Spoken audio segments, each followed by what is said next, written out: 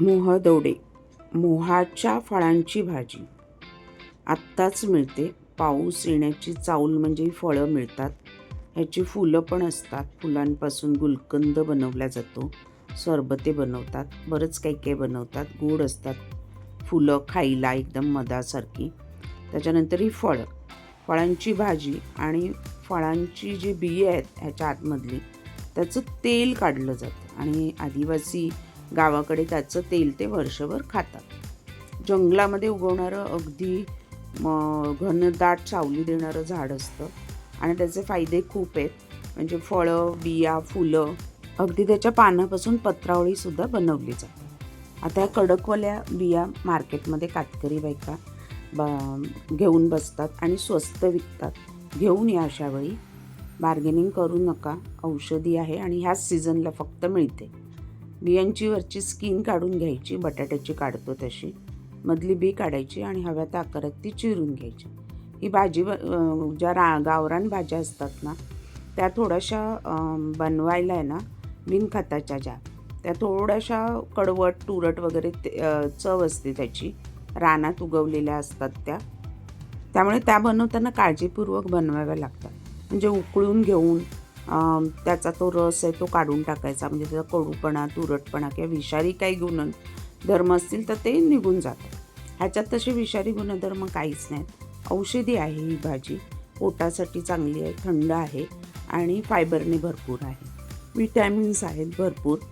त्याच्यावरची skin काढायची आहे, मध्ये बी असते ती काढून टाकायची.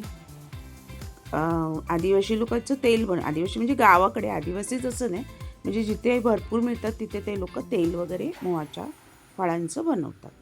फुलांचे खूप गोष्टी बनवल्या जातात. आता ही तुम्हाला हव्या त्या आकारात चिरून घ्या. चिरून घेतल्यानंतर थोडीशी हळद आणि थोडंसं मीठ घालून उकळवून घ्यायचे. उकळून म्हणजे ही लगेच शिजते, कारण कोवळी घ्यायची. जून असेल तर थोडं उकळवायला वेळ लागतो. 10 मिनटात मिडियम टू हाय गॅसवरती खळखळवून चांगली उकळवून घ्यायची. कापून झाल्यानंतर तिला स्वच्छ एका पाण्यातनं धुवून घ्या. थोडं मीठ आणि हळद. उकळल्यानंतर झाकण ठेवा. गार झाल्यानंतर तिला पिळून घ्या, पाणी फेकून द्या.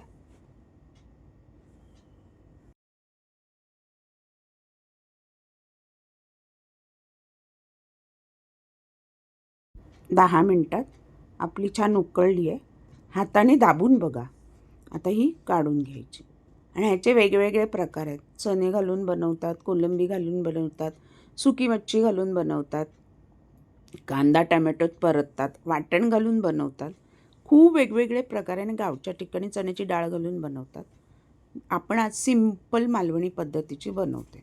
फोडणीमध्ये राई, जिरं, लसूण भरपूर, त्याच्यानंतर 2 हिरव्या मिरच्या फोडणीतच घालायच्या आहेत. छान अशी फोडणी तडतडली की कांदा मोठा एक घालायचा. अंड्याची भुर्जी बनवतो तशीच सेम.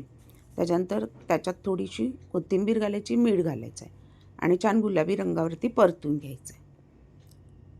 मालवणी मसाला वापरणार आहोत. त्याच्यासाठी आपण हिंग घातलं आहे पाव चमचा, मालवणी मसाला 1 चमचा. खमंग अशी चमचमीत भाजी होते.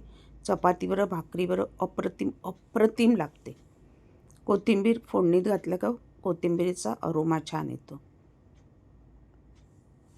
मालवणी मसाला 1 चमचा बस. तुमच्याकडे जो मसाला अवेलेबल असेल घरात तो घाला.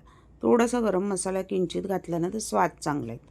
त्याच्यानंतर आपण शिजवून घेतलेली भाजी. हळद घातली नाही, ऑलरेडी मी शिजवताना उकळताना हळद घातली होती, त्यामुळे ॲडिशनल हळद मी घातली नाही आहे. आता झाकण ठेवून हिला एक 5 मिनटं, 5 नाही 3 ते 4 मिनटं वाफ घेऊन द्यायची, वाफ काढायची. त्याच्यानंतर ओलं खोबरं, कोथिंबीर घालणार आहोत आपण. वाफ काढून झाली आहे. ओलं खोबरं आणि कोथिंबीर मी जर थोडं जास्त घातलं आहे, चव छान लागते. ऑप्शनल आहे. तुम्ही शेंगदाण्याचा कूटही घालू शकता. त्याच्यानंतर ह्याच्यामध्ये ती कारळं येतात ना, काळी, तीसुद्धा घालतात वाटून, त्याने पण अप्रतिम लागते. गार्निशिंग कोथिंबीर तयार आहे आपली मोहदोड्याची रानभाजी, चमचमीत भाजी, चविष्ट भाजी.